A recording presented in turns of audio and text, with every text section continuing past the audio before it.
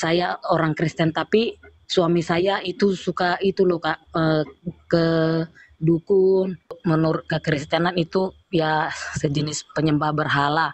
Semenjak kami bersama, anak saya sakit terus, dimimpiin roh-roh jahat, mau dijadikan tumbal, mau di ini, saya juga gitu. Selama ini Kak, saya sudah bingung mau ikut suami atau ikut Tuhan, karena pernah ada pendeta bilang kalau suami kita seperti itu kita mendoakan. Saya sudah berusaha Kak berdoa, tetapi malah saya yang mau dibunuh dan juga saya mau diguna-guna sama dia karena itu pengaduan dari anak saya. Anak saya bilang, saya dengar bapak pernah ngomong sama keluarganya dia mau guna-gunain mama, tapi mama nggak pernah kena kena guna-guna. Mereka bilang kayak gitu.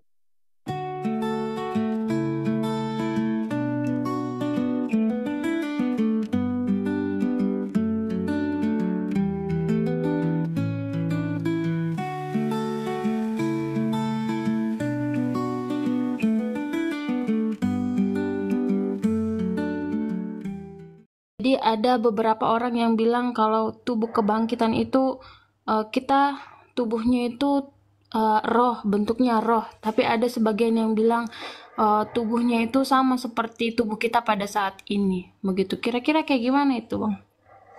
Gimana tubuh tapi roh? Tubuh itu roh itu bagaimana tubuh itu roh? Nggak ada tubuh. Iya, saya pernah tanya di satu dosen, dia bilang untuk apa kita setelah tubuh kebangkitan itu tidak ada lagi tubuh seperti ada tangan, ada kaki dan lain sebagainya, karena tidak akan ada gunanya lagi nanti, begitu kan? Tidak ada lagi maksudnya kayak untuk beranak cucu begitu, tidak ada lagi. Jadi dia setuju bahwa tubuh kebangkitan itu seperti roh, begitu. Kolose 1 ayat 18 dikatakan begini ya. Bentar saya cari dulu.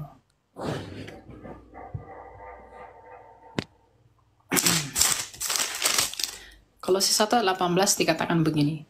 Dialah kepala tubuh, yaitu gereja. Dialah yang sulung yang pertama bangkit dari antara orang mati, sehingga dialah yang lebih utama dalam segala sesuatu. Artinya apa? Yesus itu adalah tipe kebangkitan. Tuhan Yesus adalah tipologi dan gambaran kebangkitan orang-orang nanti di akhir zaman. Nah, pertanyaannya, apakah Tuhan Yesus itu bangkit dengan tubuhnya yang roh? Kalau tubuhnya yang roh, si Thomas tuh nggak bisa cucukkan tangannya tuh ke dalam lambungnya Tuhan Yesus. Nggak bisa. Kalau itu roh, itu daging sungguhan. Tetapi daging sungguhannya itu udahlah daging kemuliaan. Bukan daging seperti daging-daging biasa. Yang memang disesuaikan dengan tubuh kebangkitan. Jadi tubuh kebangkitan Tuhan Yesus itu adalah gambaran tubuh kebangkitan kita nanti. Tubuh kebangkitan yang tidak dapat binasa. 1 Korintus 15 ayat 55. Tubuh kita yang sekarang ini harus mati dulu. Makanya saya tidak percaya pengangkatan karena semua dari kita harus mati. Bahkan Henok dan Elia pun nanti akan mati lagi dalam Wahyu 11 sebagai dua kaki zaitun di hadapan Tuhan semesta alam, pohon zaitun. Ya, jadi kita harus mati dulu, meninggalkan tubuh kita yang berdosa ini untuk digantikan dengan tubuh kita yang mulia, yang tidak dapat binasa. Yang dapat binasa ini harus mati dulu untuk mendapatkan yang tidak dapat binasa. Seperti itulah kebangkitan Tuhan Yesus. Gitu. Jadi nggak ada tubuh roh tuh, nggak ada. Tubuhnya yang tubuh betulan, seperti tubuh kemuliaan ketika Tuhan Yesus bangkit. Itu ya. Oke, Bang, satu lagi. Ini tadi kan saya dengar tadi Abang ada bilang tentang free will-nya dari Hawa ya, tentang dia untuk memakan buah pohon pengetahuan yang baik dan jahat itu. Nah, jadi yang mau saya tanyakan, apakah free will itu yang diberikan Allah kepada manusia itu adalah free will untuk manusia itu bisa memilih yang di luar daripada kehendak Allah? Maksudnya kayak berbuat dosa gitu. Apakah free will itu bisa memilih itu? Betul. Free will itu bisa digunakan untuk kemuliaan Allah atau untuk memberontak kepada Allah. Karena kita dicipta menurut gambarnya sendiri. 2 Timotius 2 ayat 13 dan Kejadian 1 ayat 26. Tapi kalau begitu berarti Allah menciptakan kita dengan potensi kita bisa berbuat jahat berarti. Enggak, dosa itu bukan Allah yang membuat. Allah itu memberikan kita free will itu untuk kudus. Tetapi kekudusan itu disalahgunakan oleh manusia dengan menyeleweng kepada apa yang bukan kudus. Kan itu. Bukan Allah yang membuat kita memiliki potensi berdosa. Karena Allah itu kudus, nggak mungkin dari dalam dirinya ada dosa. Kudus itu atributnya dia loh, bukan sifat, atributnya dia. Kudus. Maka ketika kita diciptakan itu kudus. Tetapi free will yang diberi kepada kita itu kita gunakan untuk tidak taat. Dengan tidak taat itulah kita menjadi tidak kudus. Bukan ketidakkudusan yang membuat kita tidak taat. Jangan kamu balik. Tapi ketidaktaatan mulai yang membuat kamu tidak kudus. Bukan karena tidak kudus, ada kodrat yang diciptakan menjadi berdosa sehingga dia berdosa, oke, biasa aja, enggak. Tapi ketidaktaatannya yang membuat dia menjadi tidak kudus. Bukan ketidakkudusannya dia ketika dicipta sehingga dia mampu berbuat dosa. Bukan begitu. Itu terbalik itu. Oke Bang, ini satu lagi Bang. Satu lagi, aku mau tanya tentang bagaimana orang percaya setelah mereka mati. Apakah mereka langsung ke surga atau ke tempat perhentian? Dan bagaimana juga dengan orang-orang yang tidak percaya?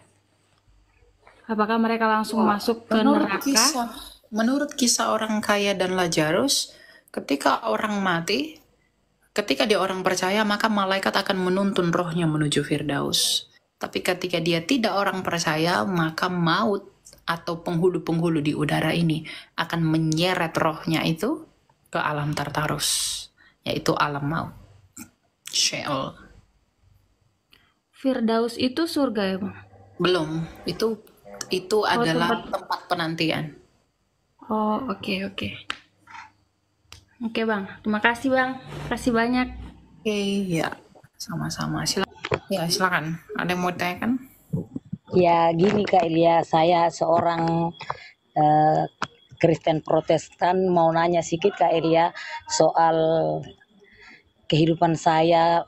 Saya sudah pernah berumah tangga dan saya bercerai.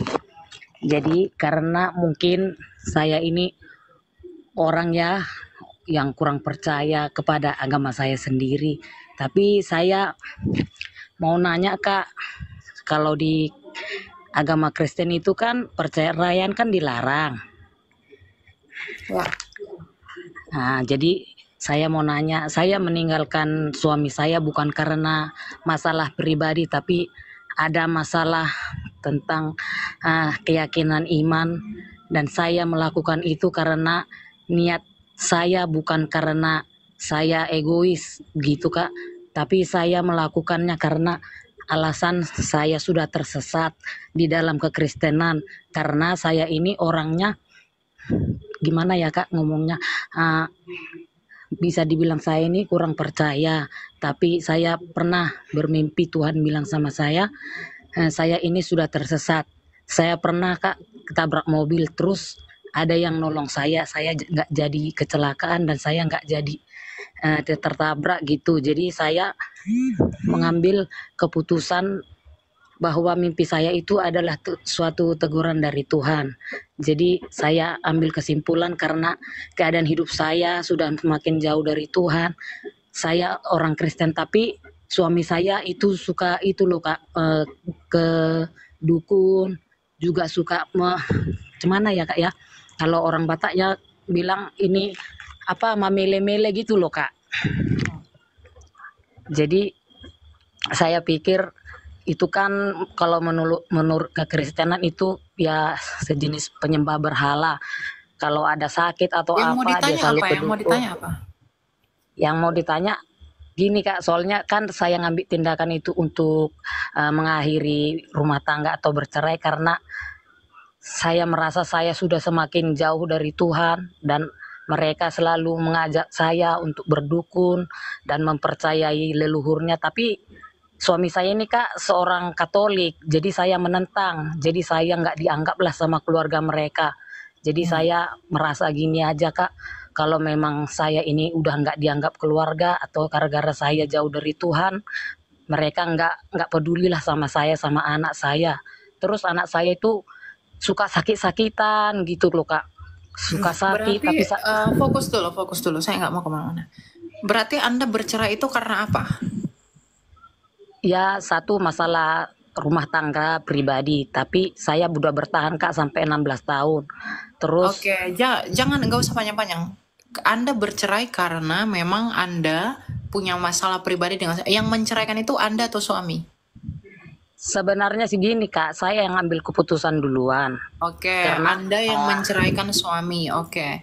ya Alasan lainnya apa? Yang bercerai itu alasan lain apa? karena saya gini Kak, mengambil gini, Tuhan pernah memperingati saya di mimpi saya sudah jauh tersesat. Saya ingat semua kelakuan saya terhadap keluarga saya juga udah jauh, dan saya juga berpikir memang itu teguran dari Tuhan di mimpi saya. Tuhan bilang saya tersesat jauh. Tuhan ingatkan semua dosa-dosa saya waktu saya bersama. Gini, Bu. Jangan gunakan alasan itu untuk perceraian. Jangan ya. Yang mau saya tahu itu adalah yang membuat ibu bercerai itu apa? Itu dulu. Jangan kemana-mana. Jadi saya bisa kasih jawabannya to the point gitu loh.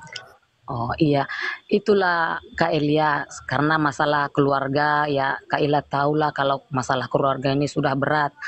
Karena gini Ya, Kak, kalau Anda menceraikan suami karena masalah yang ada dalam keluarga, Anda berdosa. ya Karena itulah kamu Kak satu. karena ibu yang menceraikan. Iya, saya gini gini Kak Elia. Satu, saya kalau soal itu saya mungkin bisa bertahan, tapi di keyakinan saya sudah sangat kuat untuk berpisah karena di waktu saya meminta berpisah, saya punya tekad bulat. Terus di waktu saya memutuskan untuk bercerai, saya sudah ambil keputusan bagus. Terus saya merasakan semuanya, masa apa kepribadian saya, anak saya juga sudah mulai membaik. Masalahnya Kak, semenjak kami bersama anak saya sakit terus, dimimpiin roh-roh jahat, mau dijadikan tumbal, mau di ini, saya juga gitu. Jadi gini, saya ngambil keputusan itu bukan hanya masalah pribadi, tapi masalah iman saya kepada Tuhan, karena Tuhan sudah Oh, pernah berarti suruh saya. berarti berarti suami Anda melakukan penyembahan berhala begitu ya? Iya, saya mau nanya Kak, kan itu apa saya itu ngambil keputusan yang salah? Karena Kak, saya udah rasakan semenjak saya itu mengambil keputusan, hidup saya semakin tenang, jiwa saya pun juga tenang, anak saya juga sudah ada perubahan, sudah jadi anak yang menghormati orang Oke, tua. cukup di situ, Gitu. cukup di situ. Oke. Masalah Anda bercerai, Anda berdosa. Itu berdosa, ya. Oke Kak. Ya. Tapi tentang bagaimana sikap Anda ke depannya karena sudah bercerai, Rasul Paulus dalam 1 Korintus 7 ayat 11 dikatakan begini. Dan jikalau ia bercerai, ia harus tetap hidup tanpa suami atau berdamai dengan suaminya, dan seorang suami tidak boleh menceraikan istrinya. Kepada orang-orang lain aku bukan Tuhan, katakan, kalau ada orang saudara beristrikan seorang yang tidak beriman, dan perempuan itu mau hidup bersama-sama dengan dia, janganlah saudara itu menceraikan dia. Dan kalau ada seorang istri bersuamikan seorang yang tidak beriman, dan laki-laki itu mau hidup bersama-sama dengan dia, janganlah ia menceraikan laki-laki itu. Artinya begini Bu, dalam ayat 13 itu sudah diperingatkan Rasul Paulus bahwa kalau ada seorang istri bersuamikan orang yang tidak beriman, orang yang tidak beriman itu sama dengan penyembah berhala itu. Ya. Iya Kak. Dan Iya, laki-laki itu mau hidup bersama-sama dengan istri yang beriman itu, janganlah ia menceraikan laki-laki itu. Jadi Rasul Paulus itu sebenarnya sedang mengatakan bahwa dalam kasus ibu nggak boleh menceraikan suami. Karena konteksnya itu di sini, kalau ada seorang istri bersuamikan seseorang yang tidak beriman, dan laki-laki itu mau hidup bersama-sama dengan dia, janganlah ia menceraikan laki-laki itu. Iya. Masalahnya Tapi, gini juga Kak tapi Elia. begini, dengar dulu. Ya, Jadi kalau Anda sudah bercerai, pilihan Anda itu hanya dua, yaitu hidup tanpa suami atau yang kedua berdamai dengan suami. Hanya itu saja. Yang lain-lain, apapun alasannya, yang lain-lain perceraian itu tetap salah.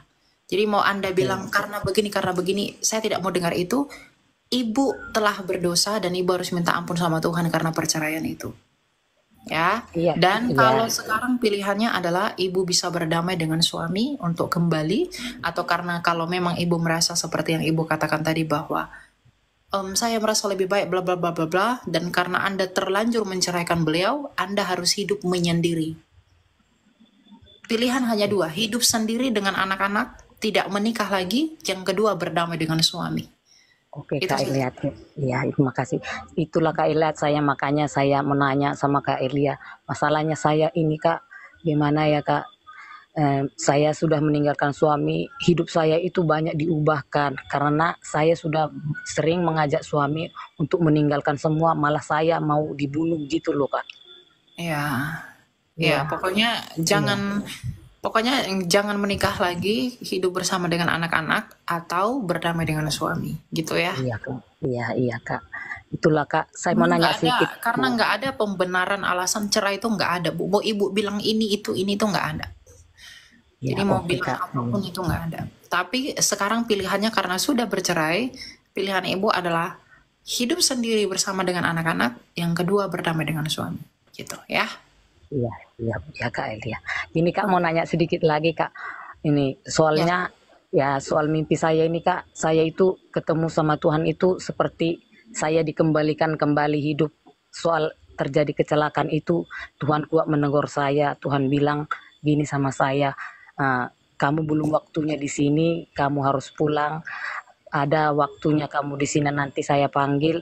Terus hiduplah dengan rencanaku dalam hidupmu, jangan sia-siakan hidupmu, janganlah kau pergi lagi ke tempat yang gelap, jadilah terang."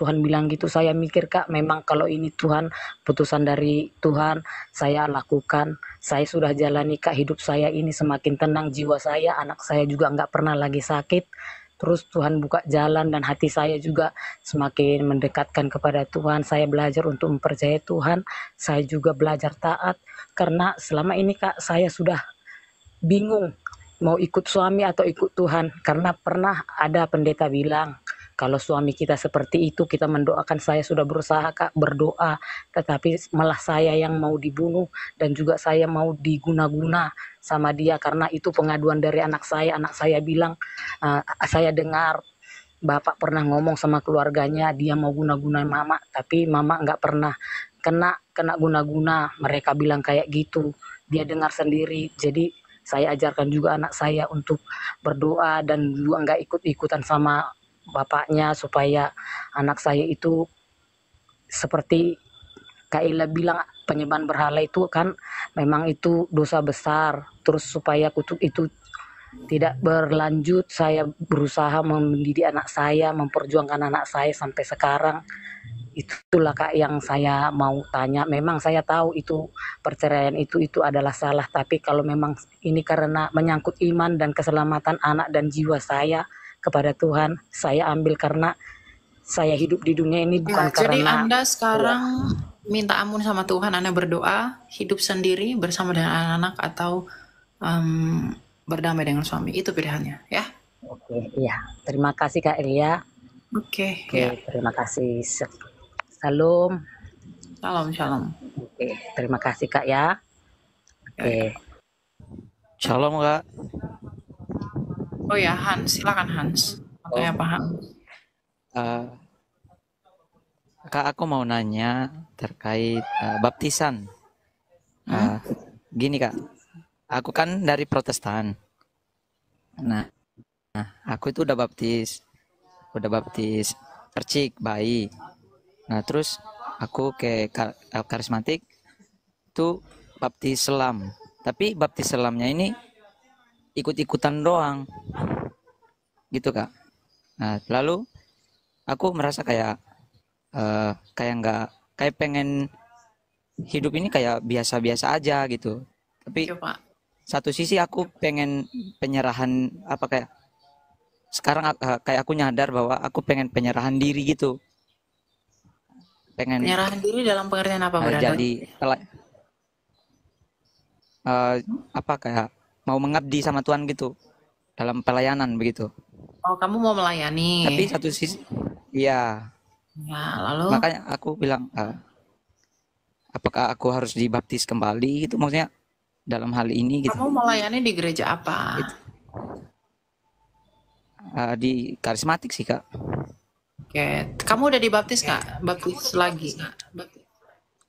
Belum sih, baru mau rencana. Cuman aku masih bingung. Apakah dengan 2 kali baptis yang aku jalan itu gimana? Jadi begini, satu hal yang kamu harus tahu mengenai baptisan. Baptisan itu adalah matinya kamu bersama dengan Kristus. Baptisan itu nggak bisa diulang, brother.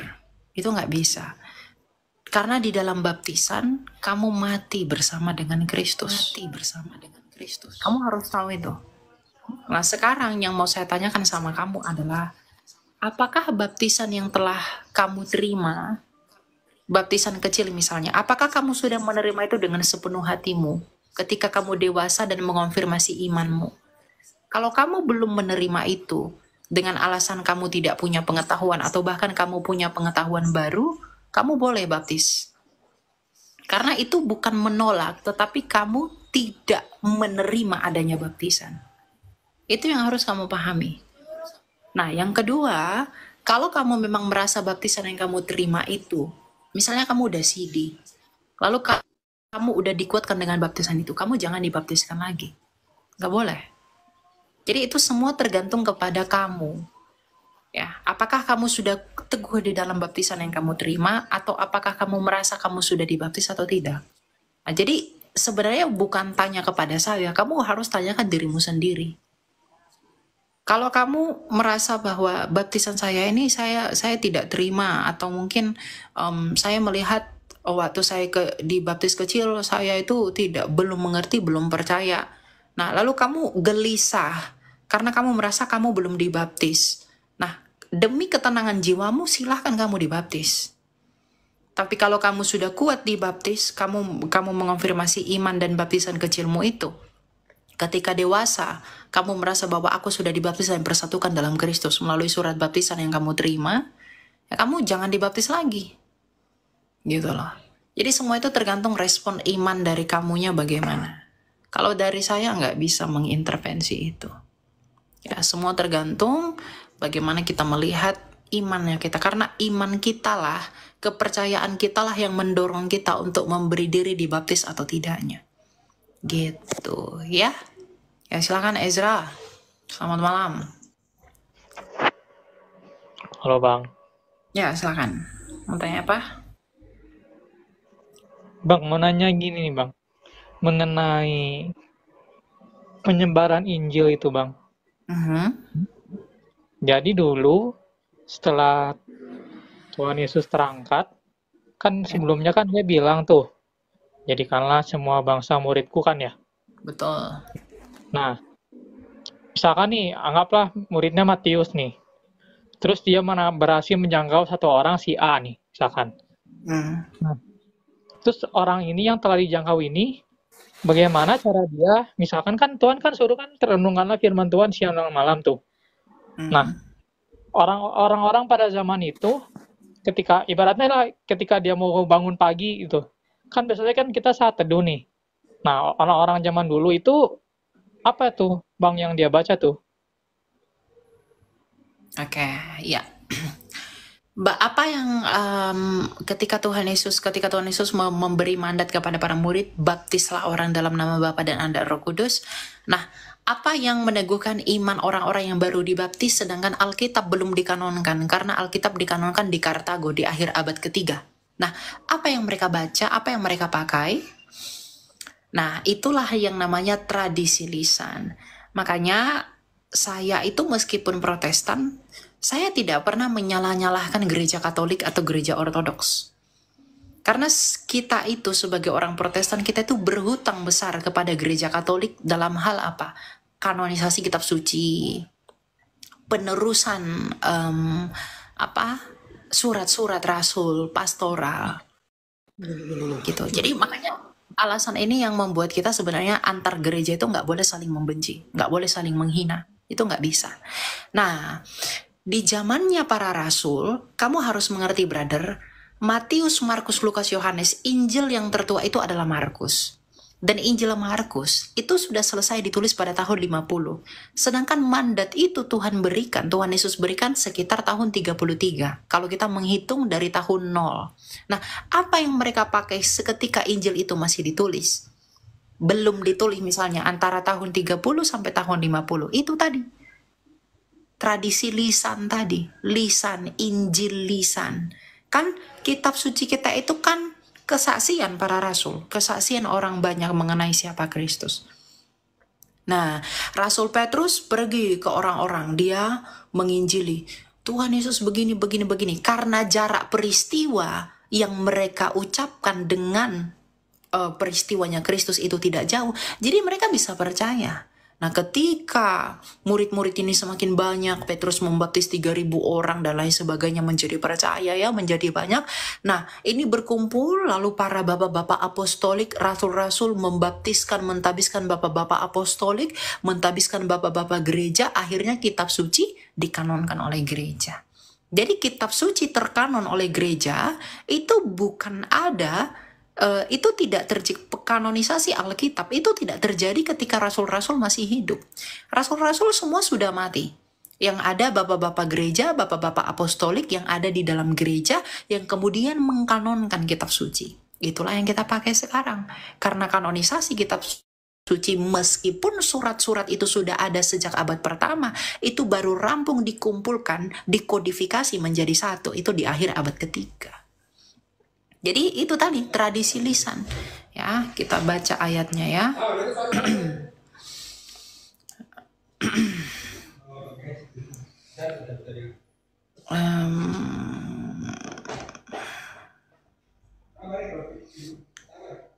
Kita lihat ya.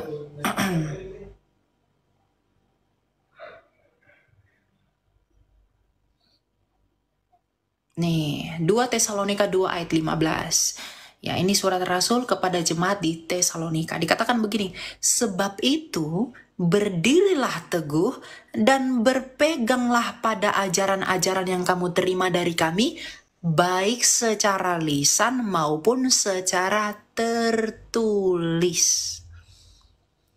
Ya, jadi ada pengajaran lisan, ada pengajaran tertulis. Pengajaran tertulis ini yang kemudian disalin ulang, dikumpulkan menjadi kitab suci. Tapi sebelum itu disalin, itu pengajaran lisan dulu.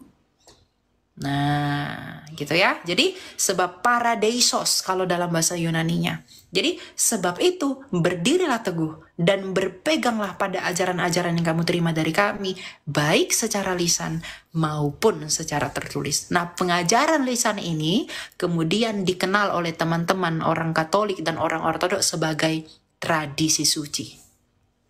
Begitu metodenya, ya. Bang mau nanya lagi boleh? Ya, silakan. Gini Bang, di perjanjian lama itu kan kita bisa melihat, kita tahu kan bahwa bagaimana Allah menyertai Musa, menyertai Abraham gitulah. Ya. Nah, ke peristiwa itu, saat kejadian itu, saat itu, apakah bangsa di daerah lain, misalkan selain Timur Tengah, mendengarkan hal yang sama nggak sih Bang? Jadi bangsa yang lain itu bisa mengetahui, oh ternyata Allah bangsa Israel itu Allah yang hidup gitu. Apakah bangsa di daerah lain di saat yang sama juga mendengar berita itu bahwa oh Musa dan Abraham ini disertai oleh Allah, gitu gimana tuh Bang? Bangsa-bangsa yang berperang dengan Israel pada zaman itu dalam rangka merebut tanah Kanaan itu mendengar berita itu. Mereka tahu Allah mereka luar biasa, semua orang telah dikalahkan. Kan mereka ketika berjalan untuk memasuki tanah Kanaan, mereka kan berperang. Melawan orang-orang Filistin lah, melawan orang ini, orang itu. Ya, mereka berperang. Dan orang itu tahu, dan mereka itu tahu bahwa Allahnya Israel itu Allah yang hidup. Dan mereka mendengar kabar bahwa musuh-musuh sebelumnya itu ditaklukkan oleh Israel. Maka ketika Israel memasuki tanah perjanjian, mereka memerangi orang di sana, mereka kalah. Mereka tahu itu. Tapi seluruh dunia apakah tahu di luar dari bangsa-bangsa yang memang berperang dengan Israel? Tidak tahu. Gitu. Karena Allah berbicara kepada Musa itu melalui Kristofaninya, melalui sang Mimra Hadafar Elohim. Tidak semua yang bisa lihat itu. Gitu. Tapi orang-orang yang menjadi lawan Israel pada masa itu tahu bahwa memang Allah Israel itu hidup.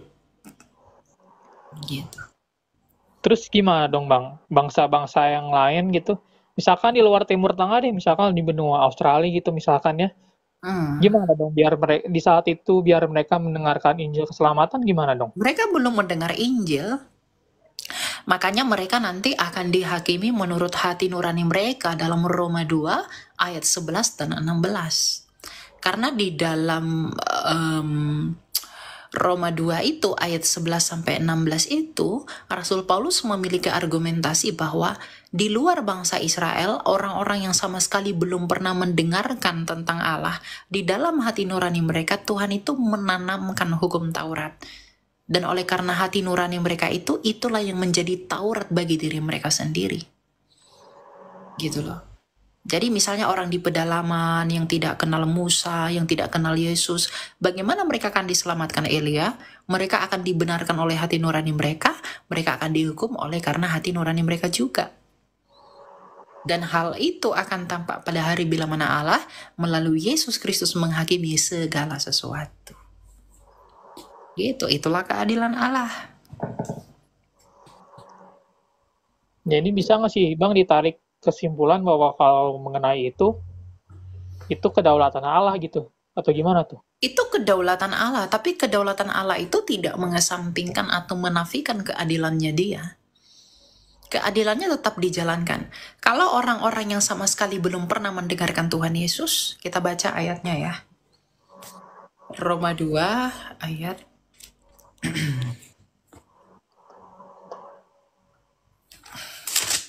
ya. Ayat 14. Sebab apabila bangsa-bangsa lain yang tidak memiliki hukum Taurat oleh dorongan diri sendiri melakukan apa yang dituntut oleh Taurat, maka mereka menjadi hukum Taurat bagi diri mereka sendiri walaupun mereka tidak memiliki hukum Taurat. Dengan itu mereka menunjukkan bahwa isi hukum Taurat ada tertulis di dalam hati mereka, dan hati nurani mereka turut bersaksi, dan pikiran mereka saling menuduh atau saling membela. Jadi misalnya orang-orang di pedalaman, mereka punya aturan tersendiri menurut hati nurani, menurut apa yang dituntut oleh hati nurani mereka. Kalau mereka melanggar apa yang dituntut hati nurani mereka, mereka menjadi berdosa atas hati nurani mereka sendiri. Maka Kristus akan mengadili mereka oleh karena hal itu. Tapi ketika mereka melakukan sesuatu yang benar menurut hati nurani mereka, maka Kristus akan membenarkan mereka menurut hati nurani mereka itu. Gitu. Oke Bang, mau nanya Bang terakhir boleh Bang? Oh ya, silakan. Ada banyak soal yang mau naik, tapi nggak apa-apa. Satu lagi, silakan. Terakhir Bang, terakhir. Ya. Ini Bang, apa kan manusia itu kan waktu dibuat itu kan segambar dan serupa dengan Allah tuh ya. Betul. Berarti kan di situ ada hikmatnya Allah gitu ketika manusia dibuat. Nah yang kutanyakan, kejadian waktu Hawa makan buah itu sebetulnya apa ya yang membuat Hawa itu akhirnya tergoda gitu? Apakah dia nggak berhikmat padahal kan dia segambar dan serupa dengan Allah tuh Bang. Tapi di saat itu tiba-tiba seakan-akan dengan mudahnya dia tergoda untuk makan buah itu. Nah itu gimana tuh Bang? Iya. Hawa makan buah itu, coba inilah uniknya Alkitab. Ketika Hawa makan buah itu, apakah Tuhan langsung marah? Enggak. Karena hukum itu diberikan ketika Hawa belum ada. Tapi ketika Hawa berikan kepada Adam, dan Adam menuruti apa yang Hawa katakan, maka Tuhan langsung cari Adam, di manakah engkau Adam? Jadi ketika Adam makan buah itu, baru Tuhan marah. Ketika Hawa belum. Ya. Jadi Hawa sebenarnya makan buah itu apakah dia punya hikmat? Dia punya hikmat, brother. Tapi dia menggunakan hikmatnya itu untuk apa? Untuk mengikuti godaan iblis, godaan setan itu. Tetapi ketika dia yang tergoda dengan setan itu menggoda kembali Adam, di mana Adam telah mendengar hukum dan larangan itu, maka Adam menggunakan kehendaknya untuk melawan perintah Allah dengan memakan buah itu. Maka mereka menjadi berdosa. Makanya Rasul Paulus berkata, oleh karena satu orang, semua orang telah menjadi berdosa, tapi oleh karena satu ketaatan Kristus, kita memperoleh pembenaran. Poinnya di situ. Jadi Hawa itu karena memang tergoda dengan godaan si setan itu, dengan banyaknya bla bla bla bla blanya, dan Hawa itu tergodanya dengan kehendaknya sendiri.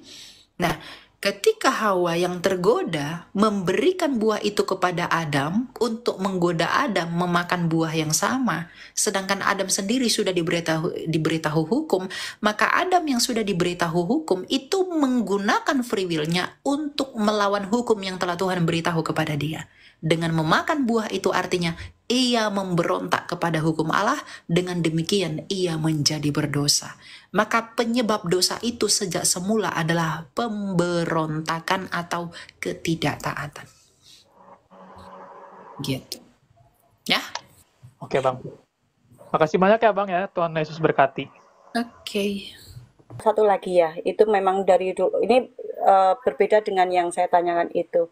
Nah, pada waktu Adam kejatuhan dosa dengan melalui Hawa ya, yang telah memakan buah pengetahuan baik dan jahat. Nah, saya mau tanya, untuk buah pengetahuan baik dan jahat itu merupakan simbol atau buah itu sendiri? Jadi kayak memang itu simbolnya buah betulan, itu buah gitu. betulan. Oh, buah betulan ya. Jadi memang ada di dalam Taman Eden begitu ya. Betul. Itu buah betulan, tapi bukan buah itu yang ajaib atau gimana, ketika dimakan mereka jadi berdosa, enggak. Yang membuat mereka berdosa adalah mereka enggak taat kepada Allah. Nah, ketidaktaatan mereka ini ditunjukkan dengan makan buah itu. Kan Tuhan udah bilang jangan makan buah itu. Artinya Adam itu harus tahu bahwa dia jangan makan buah itu. Tapi ketika dia memakan buah itu, artinya dia sedang tidak taat. Karena melanggar apa yang Allah perintahkan. Maka ketika dia makan buah itu, dia menjadi berdosa, bukan oleh karena buah itu, tapi oleh karena ketidaktaatannya dengan memakan buah itu. Jadi itu buah betulan, bukan ecek-ecek itu. Oh ya, ya, udah jelas Mas Elian.